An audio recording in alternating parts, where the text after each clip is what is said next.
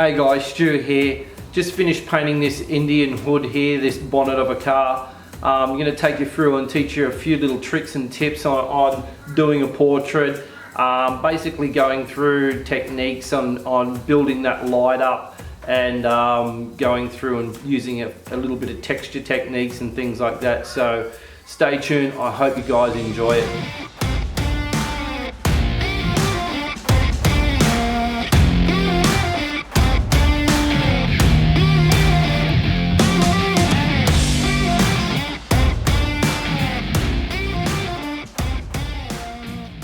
Okay, just before I start taking you through the airbrushing part of it, what I want to do is just explain a little bit on how I got all the image together and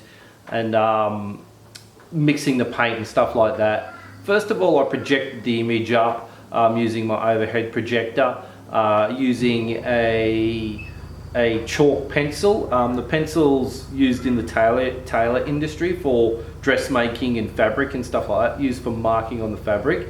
You can usually find those at like fabric shops and things like that. And I use that is because a piece of normal chalk is too wide and too big to try to paint, to try to draw the little detail in. So I use that pencil. It's a lot easier to draw with.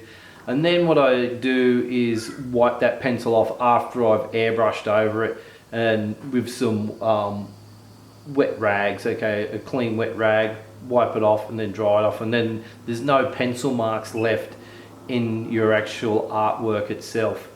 For mixing the paint, what I've done here is the base, as you can see, it's a sort of a maroony metallic pearly base. What I've done here is mixed the color up that's close to it, and what I've done is I've got straight red tinter, and then added a drop of black to it, so I get my darkest tones in here. So it's around about in this area, or more in that reddy color area. And then to darken that up, I just add some blue to it, some really a red colored blue, so a really strong blue, not a light blue. So in the bottle it looks black. A couple of drops of that in there, and that's how I get those really dark tones in there.